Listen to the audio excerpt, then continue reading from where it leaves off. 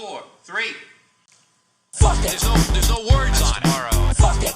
We'll do it live. Fuck it. I've never seen that. Fucking thing sucks. There's no words there. Fuck it. There's no words on it. Tomorrow. Fuck it. We'll do it live. Fuck it. I've never seen that. Fucking thing sucks. There's no words there. I don't know. Fuck. I don't know. Fuck.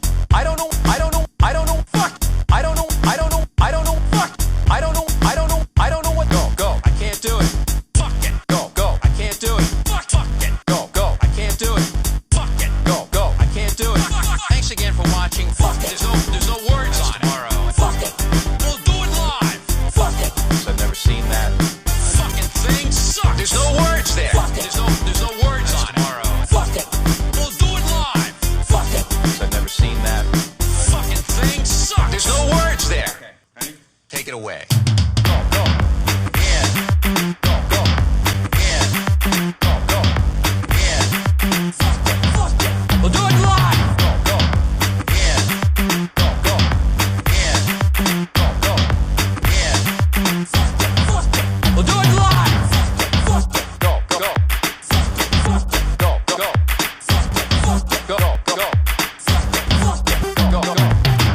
Fuck it. Go. Fuck it. Fuck it. What does that mean? To play us out? To end the show? Yeah. What the fuck is up, everybody? We are live. Thumbs up in the chat if it's working. Everybody, audio is working. I'm already kind of glitchy on my phone, so I just want to make sure everybody can hear me. Thumbs up if you can hear me in the chat. Welcome to Dark Horse Live, impromptu episode. Normally we go Wednesday nights, but I got a bunch of friends in town for Endo, so fuck it. Let's talk to some friends. Yeah, what do we want to do right off the bat? If you're here early, you know what I'm about to do. So, without further ado, let's give away some seeds. The seeds we're about to give away, Kim Jong-un. It's a Sunshine 4 bitch slap cross. The way you're going to win these seeds is the same as always, Dark Horse Genetics Live. But go ahead and write in the comment, or in the, not comments, I'm sorry, in the subject line. Also, guys, on these contests, if you won before, wait 4 shows before you try to win again. I don't want to give the same people over and over again the prize, if you will. But yeah, it's in the email subject line. Kim Jong-un, let's go ahead and write fucking Indo Expo party. Indo Expo, that way. Indo Expo, Kim Jong-un. Dark Horse Genetics Live at gmail.com. You're going to win this free shit. All right. We'll go back to back for everybody. Back to back. Next up, actually, let's mix this in. We'll go coffee cup. Everybody likes coffee. Most people like coffee. Coffee cup. Attitude Seed Bank. If you can see that shit. It's pretty sexy. Attitude Seed Bank. We got gifted a bunch of these. I feel like giving somebody a nice, sweet coffee cup. If you want the coffee cup, how about simple Dark Horse Genetics Live at gmail.com? How about Attitude Coffee Cup? Real fucking simple. Jump fast. Go quick. All right. So what are we going to do today? I have a friend in the studio, if you will, came in from out of town. That real good friend of mine. I like to refer to him from here forward as like the Joe Rogan of weed. This dude did the 100K Grand Prix, and he held it down for like 4 hours talking on the live stream.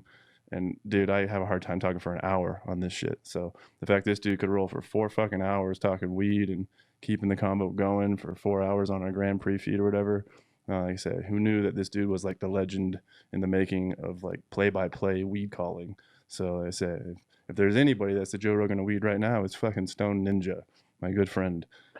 So with that, I'm going to bring in Stone Ninja, and we're going to do what we do on the show. We're just going to get a little rundown on who he is and what he does.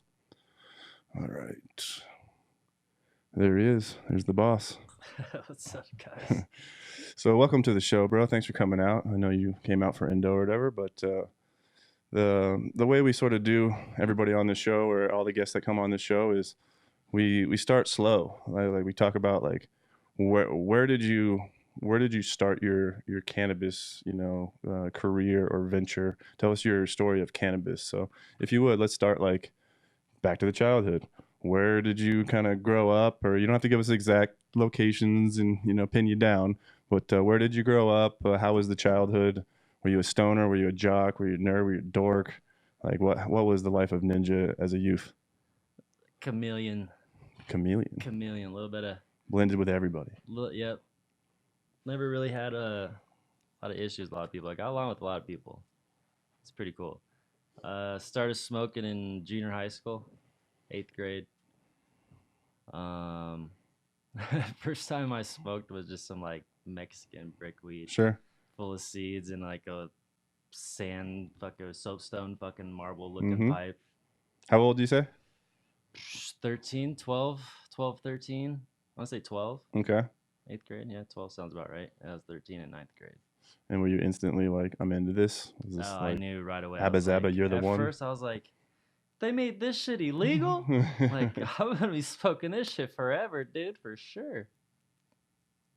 So as you begin your smoking career, when did you get into like good weed? When did you become like a connoisseur of weed? Or I mean, went from that shitty brick to like tell us about your first time smoking like fire.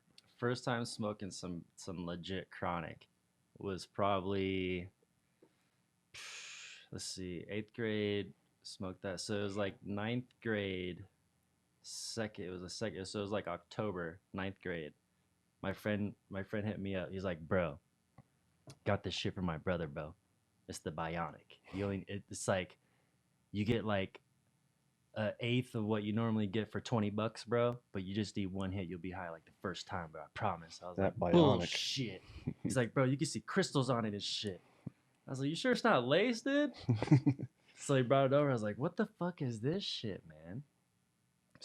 I don't even know what the fuck I smoked, but I remember being higher than I was the first time I smoked. Like I was so stoned I couldn't I couldn't drink water. I could not I forgot how to swallow water. Sure. It's pretty Where intense. was this again? Like This was in Lakewood. in Cali. Is actually is in California. It's technically Long Beach, but I was on the border between Long Beach and Lakewood, right by Lakewood High School. Have you lived in California pretty much your entire life? Entire life. Okay. Yeah. So after I guess high school or the teenage age, or where you start smoking or whatever, how do you get into actually starting a seed or growing a plant? Like, what brought you to putting a plant to soil or a seed to soil? First plant I grew was in 9th grade. It was some bag seed, and we grew that out over by like where the 605 and 405 meet. There's a little fucking City. This is like This this is how you straight- grow in a fucking city. Yeah, this is straight guerrilla grow in the hood. Pull that mic a little closer to your face there, just so we Alright. get on the same audio levels. Pull that fucker right up to your mouth. Let's stick it right in my mouth. Yeah, so it was this spot like right where the 605 and 405 freeway meet. And it was the area where like all these like pretty dope bikers would go, and they made these really cool tracks. Like this is the first time I saw any guys like go beyond jumping a curb or some shit. Like they're getting like 15 feet of air. It's like, wow, this is crazy. Like BMXers. Yeah, straight BMXers. But we go there just to fucking sesh out and smoke a bunch of weed. So as we go through our like beasters and seeded ass weed, we just throw them off to the side. Like, oh, bro, maybe they'll grow, dude. So eventually they did start growing. So we're like, fuck. Like we got to make this shit happen somehow, bro. Like, how are we gonna grow this weed out? So we like made this alliance agreement with the bikers. Like, hey, make sure it stays cool, and we'll all just share the weed, bro. So they actually were pretty cool. The first one was hermed out as fuck. Some bag seed. Sure. Oh yeah, dude. We saw like all the nanners, but like, look at this weed, Yeah. bro. We did some cool shit, bro. We got the banger shit, bro. And then once they start opening up pollen, like, look, dude, it's just straight fucking like the chronic juice is coming The out. chronic dude. juices. We didn't know what the fuck was going on, but yeah, we started had a seedy ass crop. Figured out, okay, this is kind of what's going on. The plant like fucked up.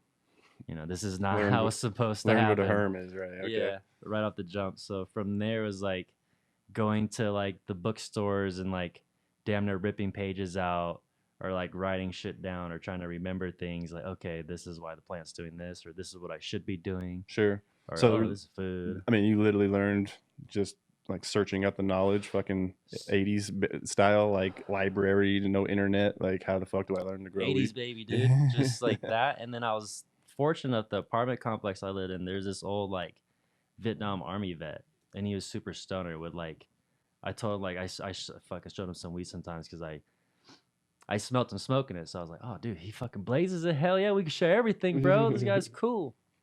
So he gave me some like tips, like, oh, you gotta think about doing this, bro. You should, yeah, if you're trying to fucking, try to keep it creepy and not make it so obvious, you should put some like corn and black eyed peas. It'll help put some other fucking shit in the soil for you, brother. And, like trying to like just tell me about all these different techniques and like tell me how to like super crop and top plants. Like even my mom, she would grow a bunch of mint, like weird. She's like peppers and shit. Like she's a little Asian lady, so she grows shit for her food and soups. But I remember seeing her like top plants too. Like, what do you do? She's like, oh, you gotta like break it over so you make that one into like two or more, so you get more out of it. I was like, oh, okay, that's cool. How was your parents or your mother? I know Asian culture can be really, really strict. Were you like the black child for being into cannabis, or was she supportive, or Oh yeah, nah, black child? yeah. It wasn't until I was like, look, I have a paycheck, like I could do this legally. I can't get in trouble anymore. Right. We're good. Did you win her over? I take it eventually. Yeah. After that, it was like they felt more secure about it. Sure. They just don't want their kid going to jail, pretty much. Sure. I can understand that. So when did you start like growing weed inside, or start getting really serious about like, okay, I'm gonna grow some dank now? The first time I tried going indoors was junior year, and that first grow was like the biggest amateur mess. Like airy, burnt out, fried out, overfed, too hot of a room because you're too broke to get Sure. a fucking AC. First timer mistakes, Oh, everything. yeah, everything. So all you guys out there listening, potentially that fucking up your first time crops, even the best growers, you know what I mean? We all learn the same way by fucking up, Oh, yeah, starting it. Trust me, I fucked up a lot. I fucked up. I still fuck up a lot. So, yeah, do you have any particular strains you remember growing early on? You remember like the first seed that you put in that you were excited about? Like, what was the first pack of seeds you ever bought? Do you remember? The first pack of seeds I legit ever bought, actually, that I bought with my own money were Blue Power from Nice. Sin City Seeds. This is Yeah. the first High Times event I actually went to. What was that in Cali? Yeah, it's LA. What do you Is- remember? What year? 2012 Sure. maybe. Sure. It was one of the first ones. I think it was the first time they had it at San Bernardino at the NOS Center. Gotcha. Yeah. Dabs were just coming out. I remember they had a huge slab. I was like, what the fuck? They're actually giving out free dabs, bro? I'll get in line for this shit. So I got in line, and that dab tasted so good. I was like, do you guys sell this in seed form? And that's what they're like, oh, yeah, it's Blue Power. So actually, this is a pheno of it, but you can find it in this pack. And I was like, oh, give me 2 packs, man. and you were Then- hooked. yeah. That's where it starts, right? Yep. It fucked me up at first because they're like, that'll be, $120. And I was like, what? For some seeds, bro? I get this shit for free on accident, dude. Like, what the fuck? But yeah, I was like, yeah, let's do this, bro. Yeah, that was the first legit pack of seeds I bought. And how did that grow go to? Was it- That grow was tight, actually. I have I wish I kept the pheno, but I had like a couple good phenos come out of it. It was a slow growing plant, super frosty as fuck. There's something about like when we first start in the plants we get, we assume that we're gonna have better because we're just getting going and shit. And you'll find a really killer pheno, and you'll be like, wow, like if I found this just right off the bat, like I'm gonna keep going and I'm gonna find more gems, and and sometimes we get rid of those first like plants that we may have had. And like some of the first plants I ever had, the phenos I selected early on, were some of the firest fucking weed that I ever came across. But yeah, it's just kind of sidebar. Oh yeah, But, so many lost. so as you begin your growing career per se, I know that you guys, or should say you dabbled in like dispensaries in Los Angeles or whatever. So what came first, like working in a shop or breeding seeds? Or talk a little bit about your like professional cannabis career, if you will, as far as like how did you get involved in a shop and how did you become a breeder, or which one came first? the breeding part's always been kind of like a side thing, but I never considered myself a breeder. It's just like I'm trying to like make cool shit. Like, oh, we have this and we have this, so let's make it happen and see what comes out of it. We have our own shit to smoke and push that off to the other. Like, because that time is just full black market.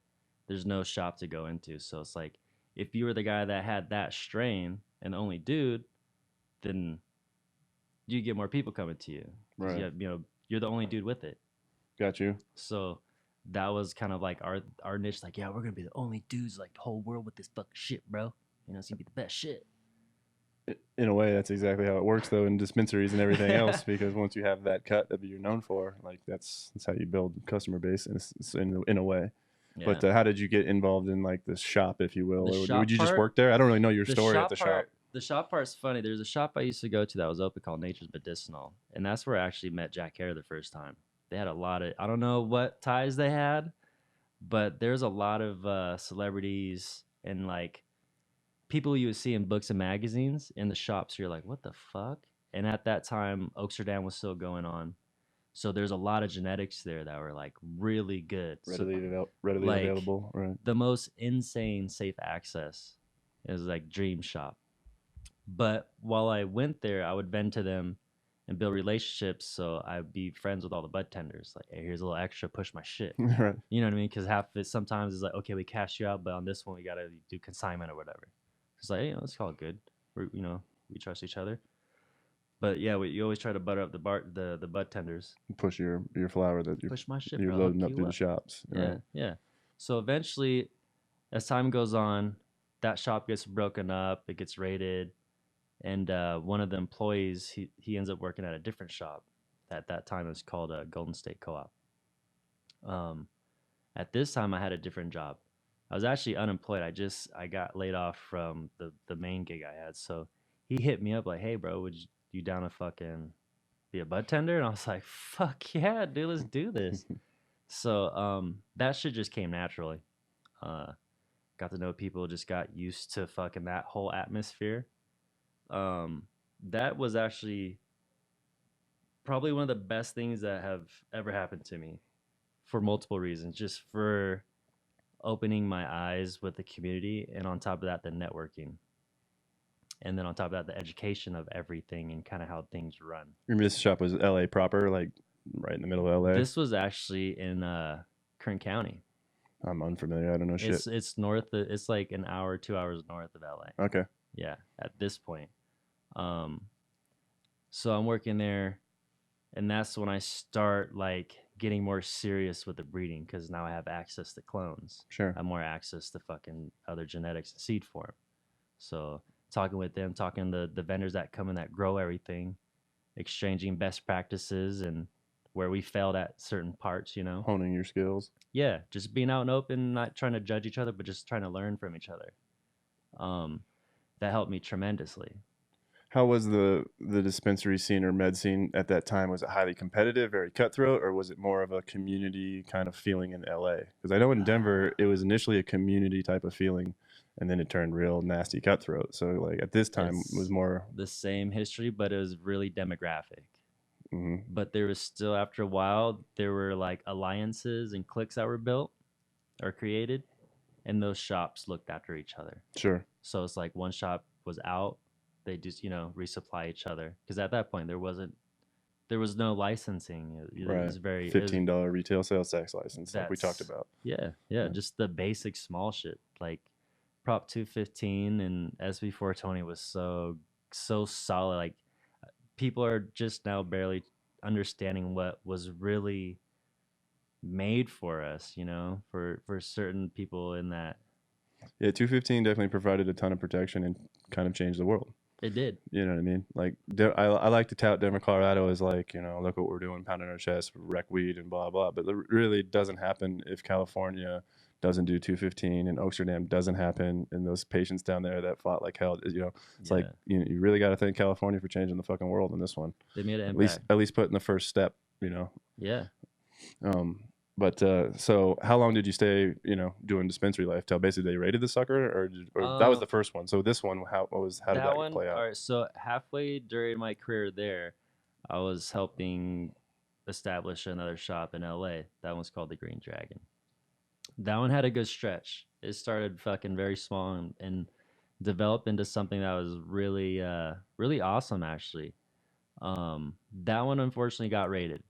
When you Uh, say raid, I got a quick question because you said it a couple of times. It's like, how does it go down? Is like the owner of the shop just go to jail and that's a wrap, or like, how, in your experience or what you know about it? Because I know each instance was probably a little bit different. But like, what would happen in these California raids in this 215 era? Like, it really depends on the situation and usually the squad that's grabbing you. mm, Um, in this situation, I wasn't there. The boss wasn't there, but the crew that was there got taken in.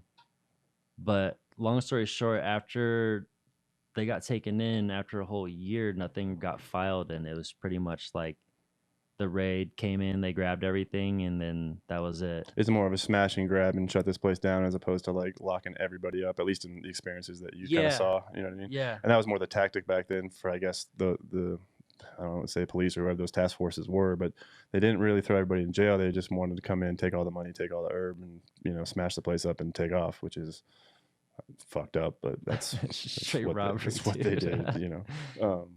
But so yeah, after that shop shut down, where did you go as far? What was the next step in Um, your cannabis career? well, before that shop got shut down is actually when Nerd and I got Ocean Grown back up. So I would say months before that. Before Ocean Grown, and I may be incorrect here, I don't know why this is in my brain, but didn't you work with Sin City, or were you just Um, fanboying with them, or were you testing for them, I or I was actually a seed broker. a broker? Okay, So I would just fucking grab beans off them, and then push beans to like do their Harborside account, their NorCal accounts, shit like that, and then they get me in on booths. So I just help them with the booths, and they'd hook me up with some stuff. gotcha. So it was actually, to me, the way I saw it, it was like an internship for a year, Yeah, learning the biz. learning the biz, being on the other side of the booth. It was dope because that first event I went to, one of the dudes, we call him Dr. G. He's the guy I linked up with. Like, hey, bro, I'm gonna grow this out, blah blah blah. And I hit him up after I grew my shit out.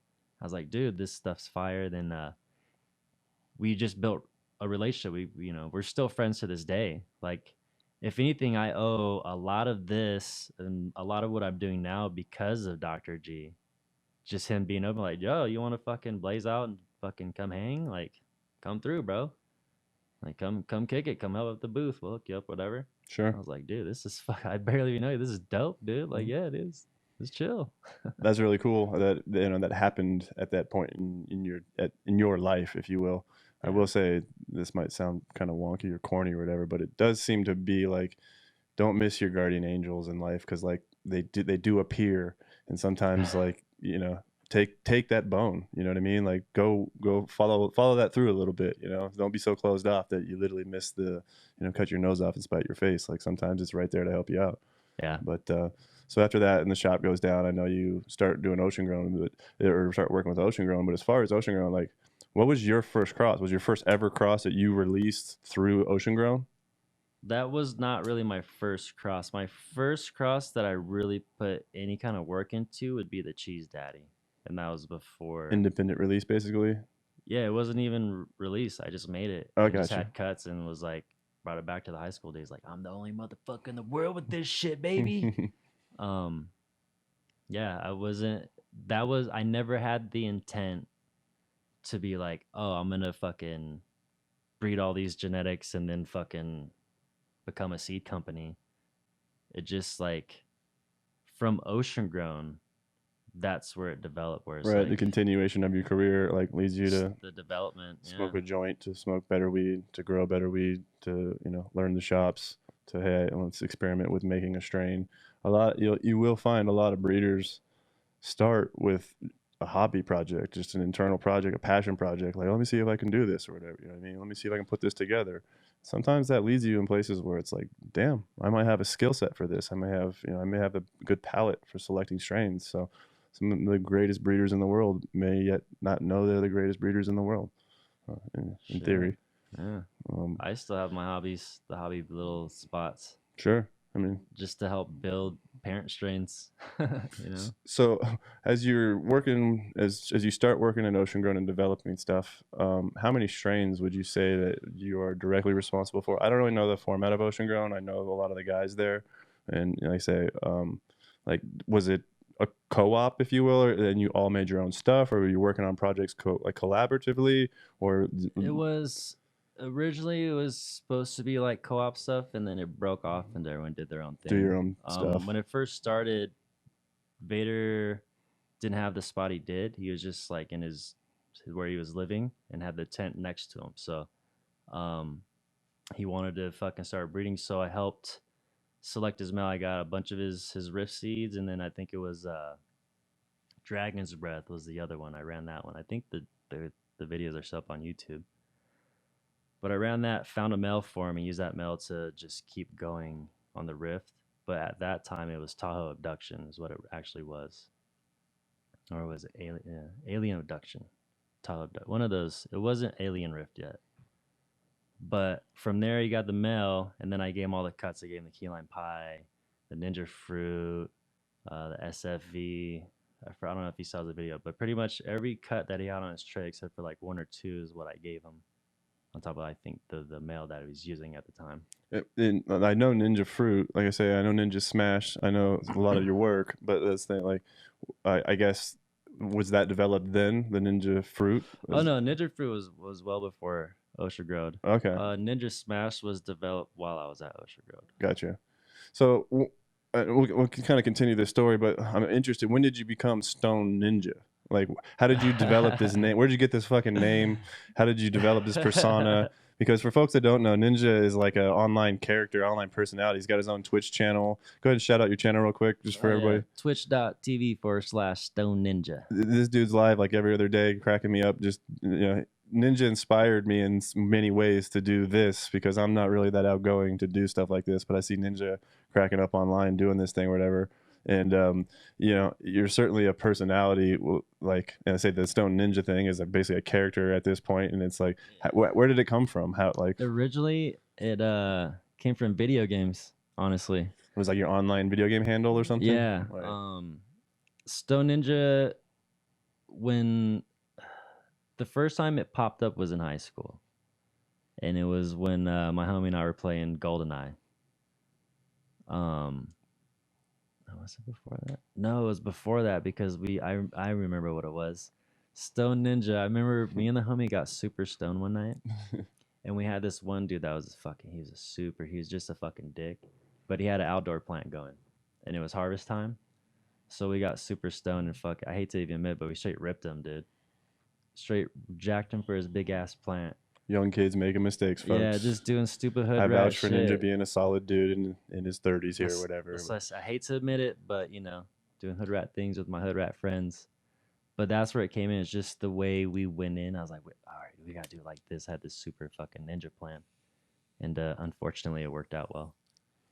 So that's how you got the name Stone Ninja. Huh? So I used that, and the first time when I went to set up my video game shit, that was like how you got online to play PlayStation or whatever, that on computers or whatever it is. Yep. And I do know you're a big gamer. So, I mean, you've obviously been playing games your whole youth or childhood or whatever, but have you ever professionally played games or thought about professionally playing games? 'Cause I see you online. Yeah. I don't know shit about gaming. I'm like in awe. Part of the Grand Prix was like, I saw esports, and I saw these dudes playing World of Warcraft in stadiums, and people are freaking out watching these dudes play video games. And I was just like, what in the fuck is going on with this shit? And like, I like video games, but don't get me wrong, I get online and play Madden, or I'm getting smashed by a 12-year-old and they're talking shit to me the entire time, and I'm getting frustrated. It's like, I get my ass whipped. I play Black Ops, I'm getting sniped every 2 seconds. I respawn sniped, I'm getting sniped. It's like, who the fuck can play this shit? I can't even learn because I'm getting killed non-fucking stop. But anyway, like, have you ever, I know you're a serious gamer. You play, I mean, tell us how serious you are about it, I guess. It's definitely one of my main stress relievers, for sure. I play a lot. I wouldn't say I'm good enough to be professional, but I don't know. I feel like I have my awesome moments where I pull off some cool shit. What are your games that you're into, you're playing? Call of Duty. Like the new one. Yeah, all the basic first person shooter shit. Grand Theft Auto. Doing Grand Theft Auto roleplay shit right now. I don't even know what that is, but have you sorry, have you like played in a tournament for like money? No. No, never like put the The money where the only mouth is. only time I play for money is playing Madden with the homies. Yeah, and That's the games on the couch or whatever. Yep. Yeah, Yep. I've certainly lost many of those. Um, so yeah, real quick. Well, I guess we'll say I'll say I don't want to speak for you, but I think you've spoken for yourself pretty eloquently on your own Twitch channel when you talk about your exit of Ocean Grown and kind of how you don't work with Ocean Grown anymore or whatever, and you sort of moved on to doing your own thing, Yeah. which is basically standing alone as Stone Ninja. And tell us, like, I know we kind of know why because you exited, you know what I mean, but what's the plans with Stone Ninja? Like, tell us a little bit about just being on your own because you certainly battled your way to get to where you are. It wasn't like you just showed up overnight and like, yo, bro, I got the cuts and like I was a tester, dude, or you know what I mean. It was just Yeah. more like you certainly put in the skin in the game to go through the stores and everything else, learn the business, you know. Then you get to the point where you're like, I'm just going to stand alone. I'm just going to do it myself. Like, what I know you have the dojo also, Yep. which is something that I know it's another sort of collaborative type of thing going on there, or whatever. It's a group of guys, but explain what dojo is. And I know you have don't you have a like a dojo chambers or something? You have an interesting grow room that you designed or something. Maybe it's gone, but you did have one. But yeah, tell us a little bit about Standing Alone with Stone Ninja dojo and kind of what you're doing now. Yeah, now it's I just have the Stone Ninja, I guess the name going, and just keeping my nose to the dirt and just grinding in on the work that I need to do. Working on showing off more of the work so people can see the progress and everything. Dojo is created as like a team hub to give homies opportunity to, like, if they have genetics that are good, like come into the dojo and just present your work. You know what I mean? It's like a dojo. There's different styles of martial arts, right? So different styles of breeders, different type of breeders. So they come in and kind of like what Sea Bazaar does. It's just a site for the breeders. You know what I mean? Like a co-op. Co-op. Yeah, exactly. I got Yeah. you. So as much work as they want to put into it is the same thing. What they So as you were talking there, I pulled some stuff up here on the screen for the folks watching, and this is the Ninja Fruit. This is a package of your Ninja Fruit. This is off one of your IGs here. For some reason, you have a hell of a time on IG. You can't really seem to keep accounts or post pictures of any kind of weed. I'm half scared to have you on my fucking live because you're like I'm you're dangerous, toxic, dude. bro. I don't know Uh, if this is gonna get my whole Instagram shut down, but what's up with Ninja Fruit? Tell us a little bit about this cross, if you will. Ninja Fruit is one hell of a story. It's been through a mission. That started out as just like another one of those side projects. Like I just wanted to have like purple fucking nugs. Um, Originally, I wanted to hit the metal I used to a sour diesel, but that sour D it just was it spit dicks. You know what I mean? Week 6 and at the end. Had to go a Like, different direction. yeah. So I was like, I don't even want to fuck with this. So I ended up using the grapefruit haze. But that story was I made a batch of seeds, okay, and then I was lazy about collecting it. So I left the mom and just finger stripped everything and just swept it over towards my air conditioner. I was like, there's no way anything's gonna fucking sprout over there. It's just rocks, fucking dog shit, and a fucking huge air conditioner blowing hot air. Um, to my surprise, a bunch fucking sprouted.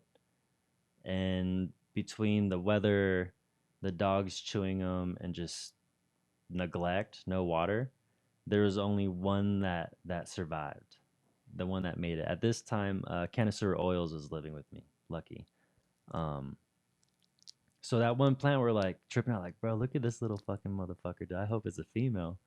Like, we'll see what's up with it. He's like, what is it? Like, what strain? I was like, oh, it's this to this. He's like, what are you gonna call? I was like, I don't know. So I hit up the old lady, like, what should we call this? She's like, you should just call it Ninja Fruit. I was like, all right. So as the summer goes on, it's growing, it's getting big as fuck. Air conditioner blowing hot air up in its core, out through its fucking itself. Starts to flower. Naturally purple, which is tripping me out because it started off the jump like day 9. It's like 7 or 9. Day 7 or 9 is already purple. All the bud sides are already turned purple. I was like, what the fuck, dude? It's still like hot as fuck, man. I was like, well, there's a bunch of light leaks. This shit's gonna hurt. We're gonna end up chopping it down anyway. So as the flower goes, it just gets bigger and chunkier and frostier. Still no dicks. It attracts caterpillars like a motherfucker. So there's a bunch of spots that got chewed up. But at the end of the season, it chilled. But before we put it into flower, Lucky's like, should we take cuts of it? I was like, yeah, dude, you never know, it might be good. So he was the first one to actually take the first cuts of ninja fruit. From there, we mommed him out and then started going from there and working on it. I know it's became a staple in a lot of your lines, just like the super purple, like Yeah. like, and with that, I think we have some new stuff you're working on. What was that? Okay, there we go. This, I'm not sure. You made this post a while back, but I think these are some Mac crosses and some stuff you were working on. Oh yeah, there's the Gelato 41. And then that first picture was I don't know if I should say it's the marathon. I got Spice you. melange. Ooh, secret Spice. information going on here. This one here. What'd you hit these with, or what are you hitting this with? What is this project? This is new, right? Yes, new project. It's the fucking I'd like to call it the Ninja OG, but there's already a Ninja OG, so I'm just leaving it unnamed. It'll come to you. It'll come. It'll come to it. Yes. There's a little bit more here. I mean, look at this fucking work, guys. It's like It's just like not a fucking mega. around It's a very frosty mel. The trikes on the mel smell just reek of OG, like more of that classic OG before it started getting like, you know what I mean? Here's some Mac, OG Kerbal Fantasy Gelato. So we'll scan through this one. That's the Mac right there, the first one. Yep. And Gelato. I don't remember. Let's see what you said here. You said Kerbal Fantasy or OG. I'm not sure if they're in order. Okay, yeah, that last one was the marathon. That one's the Purple Fantasy, which is really dope. That one that was selected by the Cure Company. So Got you. It's not like there was a different cut that was going around here, I believe, initially, and that one actually was purple. This one not much purple to it, but it smells like fucking. Cure Company being company in Los California, Angeles, LA. They say. Yep. This is the jar. I guess you're not seeing me, but there's the jar. Marathon's probably the best OG float around LA right now, in my opinion, and I smoke them all. It's a solid one. Solid. Word. I also have this real quick. I gotta ask you about. This is you online. I'm trying to figure out what the hell's going on here. Sometimes, dude, like my videos when they upload, they'll have I swear there's some develop like some mods that purposely do this to me, but they'll put some fucked up looking faces on the freeze, you know what I mean? Like that's the screenshot of one of my videos. So This is what I was talking about earlier, folks, where Ninja, he hosts these live streams on Twitch and they get ruckus and rowdy, and they're a pretty good time if you go hang out with him on Twitch. He's on there all the time, so check him out on Twitch. we smoke a grip of weed over there, man. I'd ask you about this here. I heard you got a new car, bud. Oh yeah, man, my new Lambo. Shit, I wish. I I never even got to drive it, man. I say what this is gonna do actually is lead us, I guess, back into the Grand Prix. I'll show you real quick. That car is tight as The fuck, Grand Prix. bro. If you guys don't know about the Grand Prix, we threw this contest where And you the can. millions Oops. watching live. Let's pause that real quick. So yeah, we had this. Twitch is off. Sorry, Twitch is off, folks. Oh, yeah. It's like IG's live still, but yeah, Ninja did our play-by-play on this. This is live on YouTube, or available on YouTube if you want to watch. But I think it's pretty funny because Ninja held it down the entire time that we were doing this. You should check out this. It was fun, This dude. play-by-play. But yeah, I want to talk to you about the Grand Prix real quick, which would be. Give me one sec. Here we go. We're back. So yeah, Grand Prix. I mean, honestly, I don't know how much time we have left on this live, but I want to say like we pulled the Grand Prix off. There's absolutely no fucking way that we're doing the Grand Prix without Ninja's help, because I mean, literally, and your lovely wife Blue Like literally, there's no way. Like I didn't even know how to set up these online streams and do any of this shit or whatever. Ninja's over here with his computer doing these streams, and I saw him doing the streams, and I'm like, I need you to bring that to Vegas and set all that shit up, and you know we'll figure out how to do it live, and we'll do 7-8 cams, and I had no fucking idea how to do it, but we formed the fucking idea of this essentially in your chat in Twitch, where we were just like talking around, joking about how we do this or whatever. Bro. But literally, like a lot of the pieces came together in a chat on your live. When you know, even your own followers were helping us kind of formulate ideas and how this might work and everything else. But it's kind of funny that it all came together like that. But certainly with you doing the Grand Prix, I think it just never happens without you, because I don't know how to get it on the internet. You know what I mean? I'm consumed with trying to run a straight contest, just doing the brackets and everything else. Yeah. Without the help of your wife in the brackets, like, dude, it was incredibly stressful in the back of the house trying to make sure everything was straight. You know what I mean? I feel like it was a learning experience for us all. When I watch back these lives, that live or whatever, I crack up because we fucked up a lot. Like the plan was to get you samples of all the products and give you notes on all the stuff, and you were going to talk about every person. And I mean, we had a grand vision, but the execution may have lacked in the fact I was that like, where are the samples, man? We gotta talk about something. yeah, the execution may have lacked in us running the fuck around and trying to just put on the contest. But now we kind of know how to do it or whatever. We put out moments of genius in that thing, and a lot of it's unwatchable, but a lot of it is like, oh, we pieced together what we want to do. So maybe next year with the proper budget and support that we can make that contest fucking super dope. I look forward to trying to do it again. As far as I'm concerned, Stone Ninja's the host of this thing fucking forever. I know you kind of want to enter the thing, but like I want this dude holding it down on the fucking commentating. Like I said, I don't know anybody else that could do it. That's why I think of you, the Joe Rogan of We, because you're the first guy I know to really, not really podcast, but put yourself out there as a live streamer. And then again, to be able to, I mean, you're one of the only guys I know that's comfortable on this scenario. Yeah. But well, I'd be honored. Yeah, count me in. Cool. So we only have a few minutes left on the live, so I'm not sure. Let me go ahead and give something away real quick so we can finish up the live with a free giveaway. Let's go ahead and go with Lazar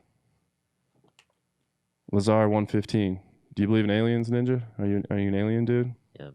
Yeah, you fully down. I'm tinfoil hat, bro. Tinfoil hat all the way. I'm tinfoil hat. Lazar 115, named after Bob Lazar, one of my, I want to call him idols because he might be a nut, but interesting fucking story. Yeah. But yeah, Space Candy times Bitch Slap. This is one that's super slept on, but you guys want that. If you want this, hit up I Believe in Aliens, Dark Horse Genetics Live at gmail.com.